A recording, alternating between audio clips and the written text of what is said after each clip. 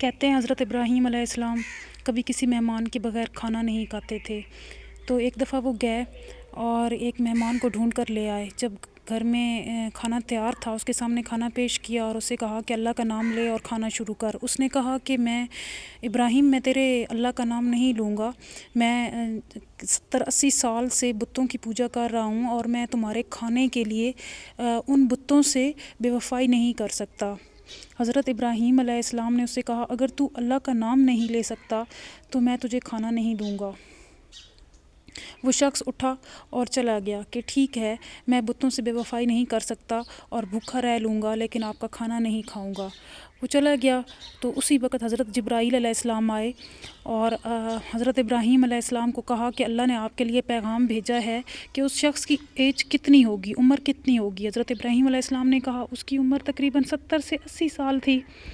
تو حضرت جبرائیل علیہ السلام کہنے لگے کہ اللہ تعالیٰ کا حکم ہے کہ 70-80 سال سے وہ بتوں کی پوجا کر رہا ہے اور میں نے اس کا ایک دن بھی کھانا نہیں روکا، تو کون ہوتا ہے کہ تو نے اس شخص کا کھانا روک لیا۔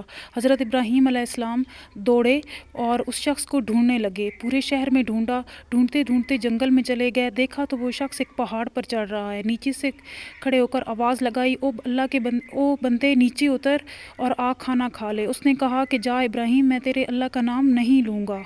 تو حضرت ابراہیم علیہ السلام نے کہا کہ تو واپس آ جا، بے شک تو میرے اللہ کا نام نہ لینا لیکن کھانا کھا لے۔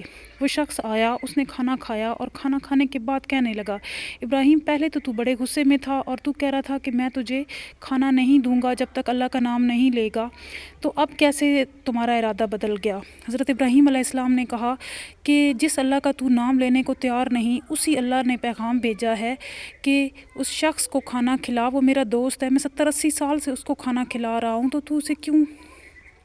تو نے کیوں اسے واپس بھیج دیا؟ وہ شخص بہت متاثر ہوا اور کہا کہ جو تیرا اللہ اگر اتنا مہربان ہے تو آج سے میں بھی اسی کا نام لوں گا۔